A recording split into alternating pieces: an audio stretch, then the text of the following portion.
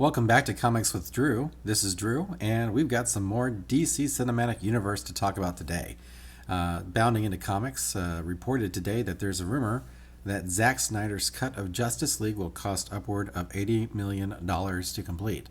Now, previously on 24, if you remember, we had talked about the fact that Warner Brothers had allowed for $30 million to complete Zack Snyder's Justice League cut. And I was skeptical of this myself personally because $30 million is nothing when it comes to special effects extravaganzas like Justice League or any kind of superhero movie that is worth its salt. So that's why I found this particular news funny.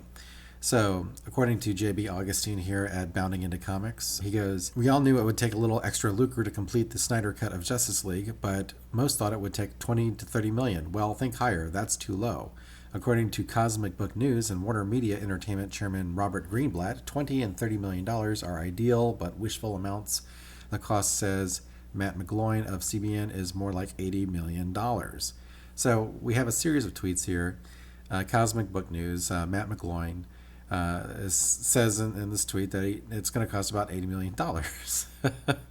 And there's some other replies here. If the investment was that size to finish the movie, wouldn't it be better to if it opened in theaters too?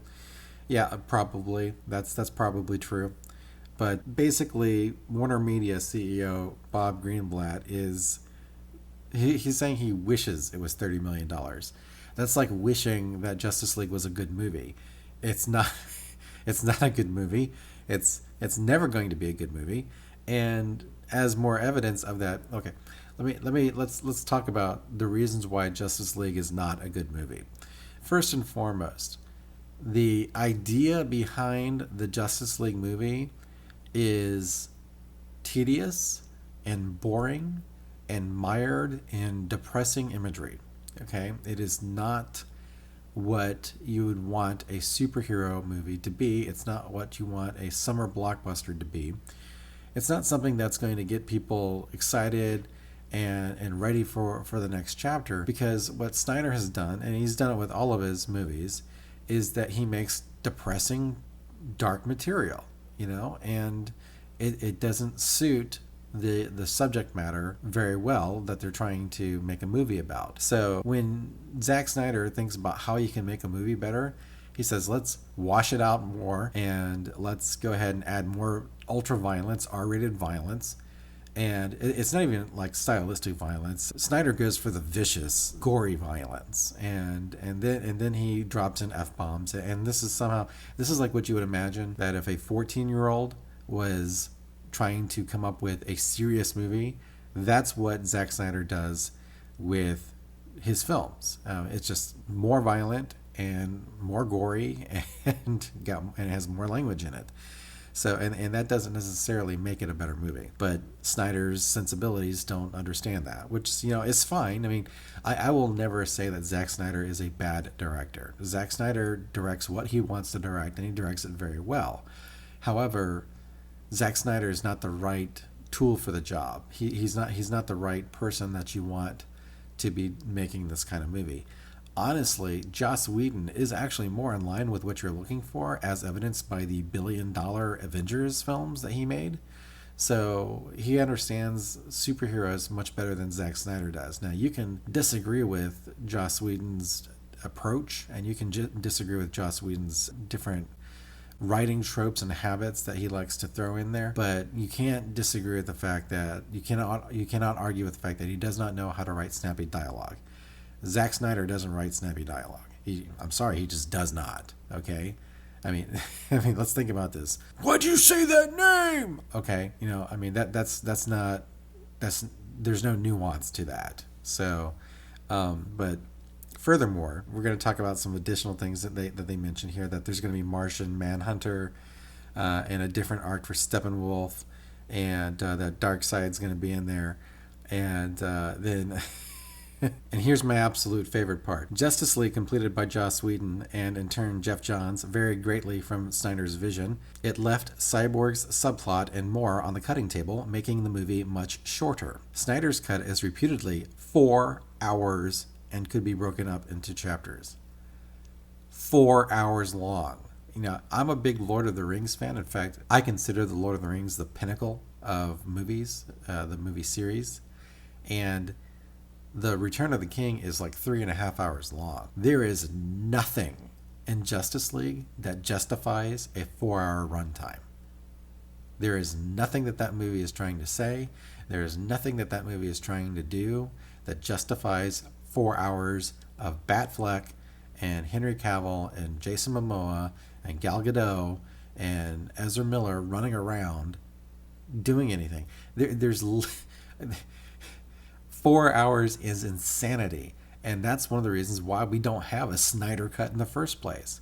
We don't have a Snyder Cut because Zack Snyder doesn't know what he's doing when it comes to this material. So, I mean, I am happy for all you Snyder Cut fans out there that want to see this. I have no ill will for you, but I caution you in thinking that this is somehow going to be an improvement. I know that there seems to be a lot of competition apparently from some DC fans about how DC is better than Marvel and DC Universe is going to melt your face off and it's better than the Marvel Cinematic Universe. I mean, that's childish stuff. I just love good films, period. I don't care if they're Fox Marvel movies, if they're Marvel Studios Marvel movies, if they're DC movies, if they're Warner. I don't care who makes the movie as long as the movie is a good movie. And I'm just looking for good movies that respect superheroes in general as far as being a superhero fan. So Zack Snyder is just not the right man for the job, okay? He's just not. It's kind of like Michael Bay doing Transformers movies. Michael Bay is a phenomenal director of action. And Michael Bay fundamentally does not understand Transformers. So that doesn't mean that he can't make a good-looking movie or he can't make a Michael Bay movie with a Transformers label slapped on it, just like Zack Snyder can make a great movie with Justice League slapped on it, but it's a Zack Snyder movie. It's not a good movie. So it's not even necessarily a great movie on its merits. It's just a Zack Snyder movie. But this really illustrates how executives at Warner Brothers don't understand what they're doing. So they say, oh, yeah, you can do a Snyder Cut. Here's $30 million to do it. And, I mean, that's just farcical. That's just clownish. Apparently, we're going to get basically an all-new Justice League, which I guess is the way to go if you're going to do something like this. You don't want to half-ass this. I mean, the Donner Cut is kind of half-assed, but I mean, it's the Donner Cut. It's closer to his vision, but of Superman too, and Superman. But this thing that you see here with Justice League, I mean, let's just be real. Justice League is not ever going to be a great movie because the whole underlying mission behind it was never good in the first place. Wonder Woman is a great movie. All right, I love that movie. Wonder Woman is a great movie, and I'm glad that Gal Gadot was cast by Zack Snyder to be Wonder Woman, and I'm glad that he cast Jason Momoa as Aquaman. The Aquaman movie is a good movie. It's a colorful movie. Imagine that. So you have Wonder Woman and you have Aquaman, and then you also have Shazam. I'm not personally a big fan of Shazam, but I know a lot of people like it, and it was a success. So you have Shazam, Wonder Woman, Aquaman, and you have the opportunity to make a new Flash movie, which has never been done. No one's ever made a Flash movie, so that would be fantastic.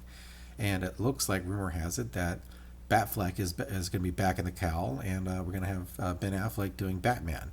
So we got Henry Cavill doing cameos, and we've got possibly Ben Affleck coming back to shoot more Batman for this Justice League Snyder Cut. Maybe Zack can get a rare second bite at the apple.